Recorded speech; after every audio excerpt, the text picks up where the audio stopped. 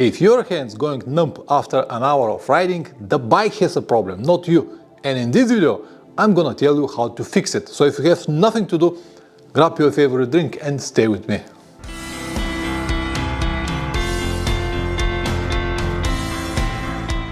Welcome back. Vibrations becomes a real problem on long trips. No matter how hard you try to ignore it, sooner or later you will end with numb hands. And this is not a pleasure at all, and believe me, I know how that feels. Before you start buying some miracle parts or changing things at random and wasting money, you need to understand why your motorcycle vibrates. In most cases, the reasons are very simple. But because people love their motorcycles, they often refuse to see them. In the next few minutes, I will go through some of the most common reasons for vibrations. I'm gonna tell you how to reduce them, and in some cases, remove them completely. Always keep in mind that some vibrations are unavoidable. Others are caused by worn or badly set up parts, and those you can fix. Number 1.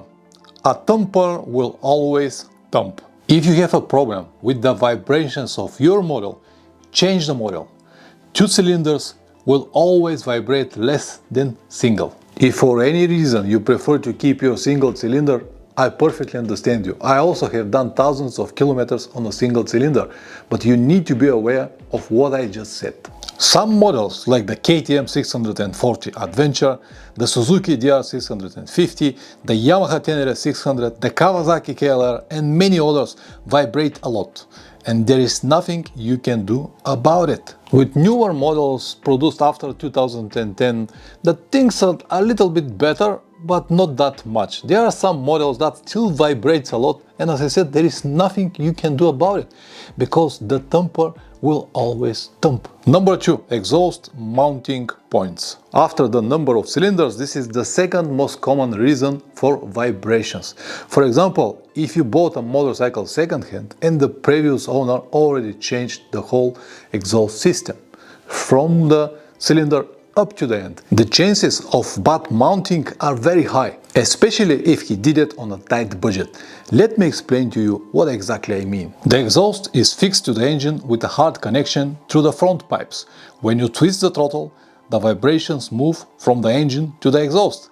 The higher the RPMs are, the more noticeable the vibrations become. Now, the exhaust is also connected to the frame. In theory, all vibrations should be transferred to the frame as well, right? Absolutely, especially if the mounting is wrong. Luckily, engineers found a solution by adding small damper on the main bracket, like this here.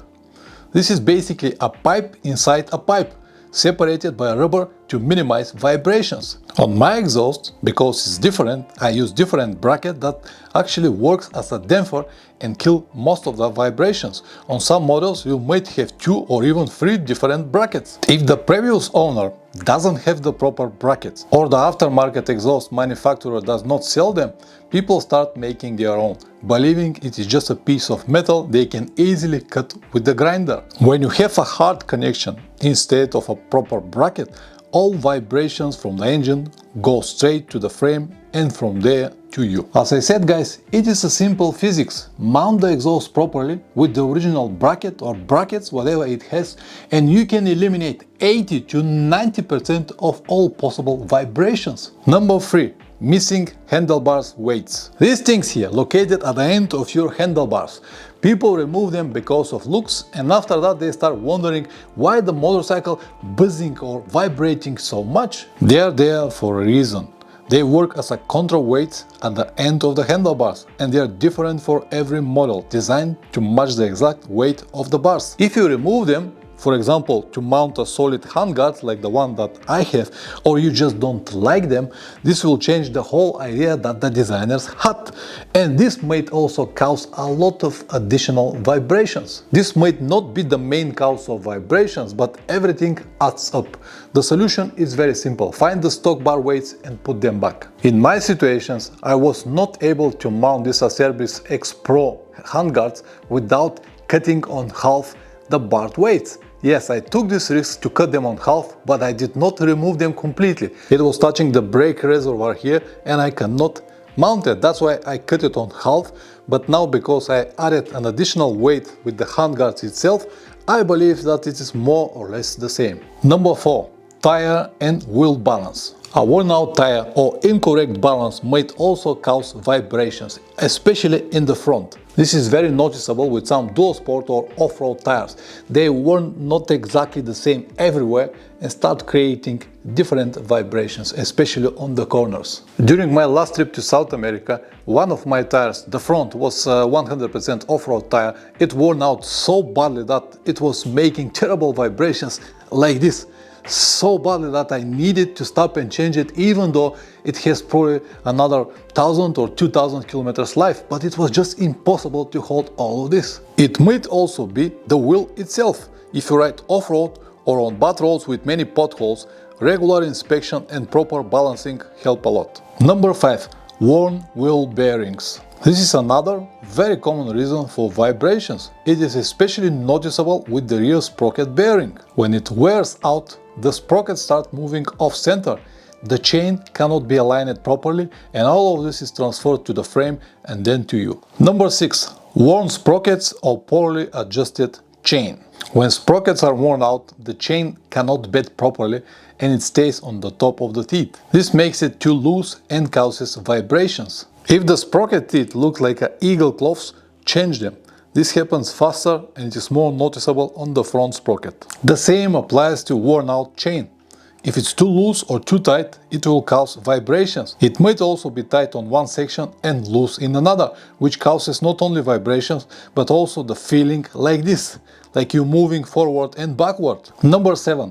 Worn out chain slider. When this slider wears out, the chain starts touching the swing arm, especially when it's loose. This creates strange noise and vibrations. Easy fix, just inspect it whenever you loop the chain. The last 2 points will also reduce the vibrations a bit, but they won't help much if the main problems are not fixed first. Number 8. Foot peg rubber. Many riders remove the rubber from the foot pegs to improve grip during off-roading. It helps a lot, but it can add extra vibrations. In my situation, I completely changed the foot pegs and now I do not have any rubber, but my motorcycle is with almost zero vibrations and I'm perfectly fine with this. If your situation is different and if you still have them, put them back. Number 9. Larger sprockets. One of the easiest ways to reduce vibrations is to lower the RPMs. You can do it by riding slowly, 100-120 km per hour maximum, or change the front sprocket with one tooth larger. This will drop the RPMs with about 500 and will reduce the vibrations a bit. This is very useful modification, especially for those of you who spend most of their time on the highways on speeds over 120 km per hour. Just keep in mind that acceleration will be also affected, but usually it is not that bad. Number 10. Handlebar risers with vibration cushions. You can find handlebar risers with vibration dampers online, and they do help a bit. Again, don't expect miracles, but it all adds up, and when you combine all of these changes, the difference becomes seriously noticeable. If you know anything else that might help to fix vibrations, please let me know in the comments below. Many people read them, and this information might be priceless for someone. And finally, fix the motorcycle first, accessories comes later. Press like or dislike, whatever this video deserves. If you subscribe, even better. See you in the next one. Ciao.